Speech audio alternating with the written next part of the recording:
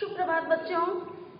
आज इस व्याकरण की क्लास में आपकी सरोज मैडम आपको पत्र लिखना सिखाएंगी और उसके कुछ जो नियम होते हैं वो बताएंगे। तो हम स्टार्ट करते हैं। बच्चों, आज तो हम एक वैज्ञानिक युग में जी रहे हैं और इस वैज्ञानिक युग में पत्र लिखने का जो सिस्टम था वो प्राय खत्म हो गया है।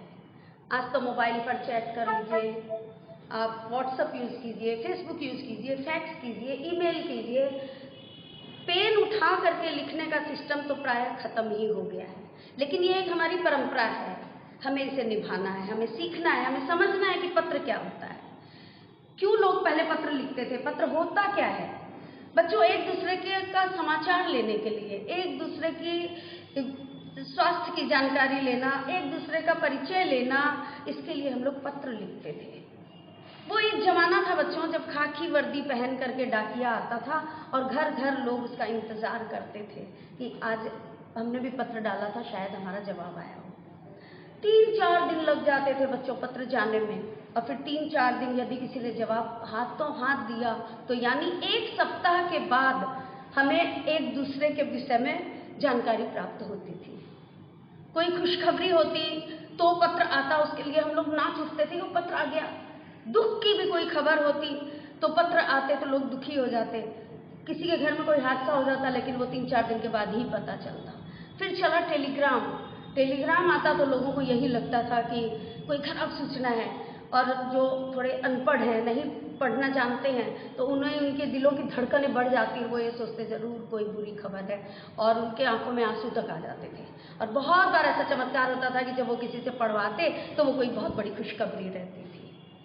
तो बच्चों, ये था पत्र का रूप पहले का। लेकिन आज सब कुछ मोबाइल पे, कंप्यूटर पे, इन्हीं तक सीमित रह गया है। आज हम लोग वीडियो चैट करके एक दूसरे को दूर दराज में बैठे हुए भी फेस देख करके बात कर लेते हैं, सब काम हम मोबाइल पे कर लेते हैं।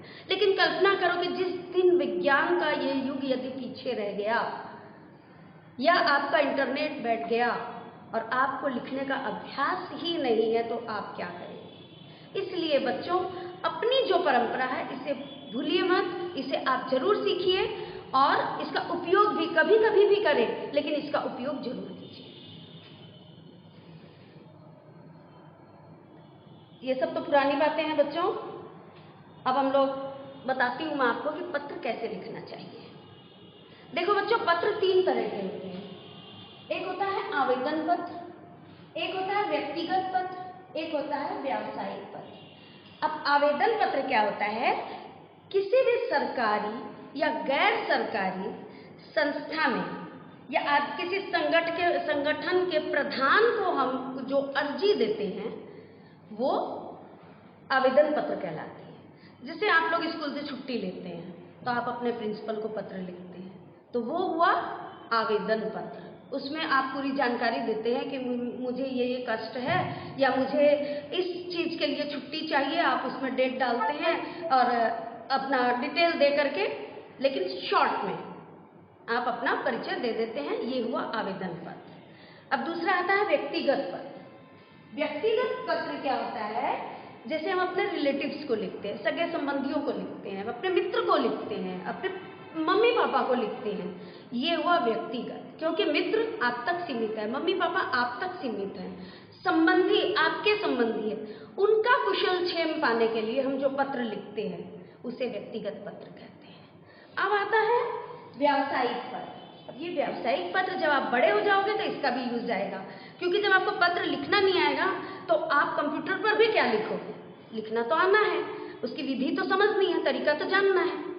अब व्यावसायिक पत्र जो होता है, ये वो पत्र होते हैं जो व्यवसाय या व्यापार में लेन देन से संबंधित जो कार्य किए जाते हैं, और तब ये जो पत्र लिखे जाते हैं ये होते हैं, ये क्रेता और विक्रेता के बीच लिखे जाते हैं।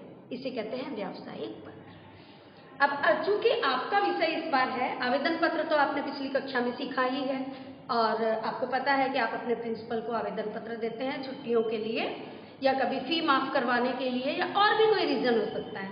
आज मैं आपको व्यक्तिगत पत्र के विषय में बताती हूँ। आपका जो टॉपिक है इस बार पत्र का वो ये है कि आपको अपने पिताजी को पत्र लिखना है। और उसमें लिखना क्या है? अपने दोस्तों के साथ, अपने सहपाठियों के साथ आप घूमने जा रहे हैं किसी ऐतिहासिक स्थान पर, और वो ऐतिहासिक स्थान क्या है? दिल्ली।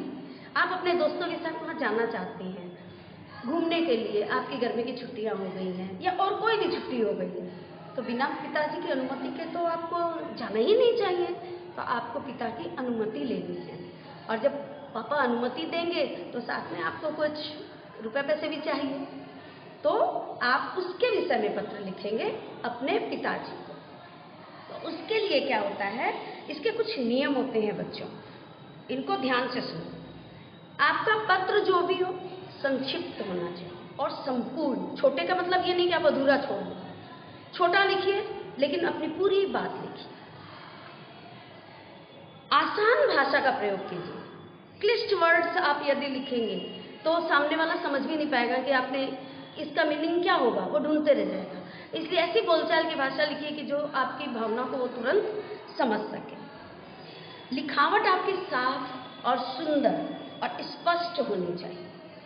पत्र लिखने के लिए हमेशा अच्छे कागज का इस्तेमाल करना चाहिए, जैसा कि आजकल लेटर पैड चले हुए हैं, या आपका जो ये नवनीत की कॉपी है उसका एक चिकना साइड का पेज होता है, उस पर आप लिखे तो उस पर लिखावट बहुत सुंदर आती है। एक बात और, आप जिसके लिए पत्र लिख रहे हैं उसके सम्मान का पूरा ख्याल रखिए।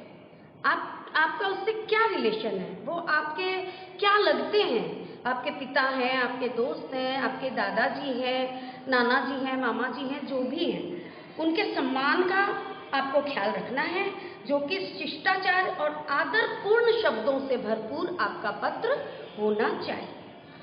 तभी ऐसे पत्र जो होते हैं वही पत्र एक सफल पत्र कहलाते हैं।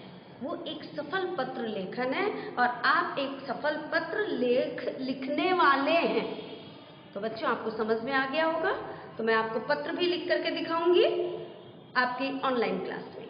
धन्यवाद।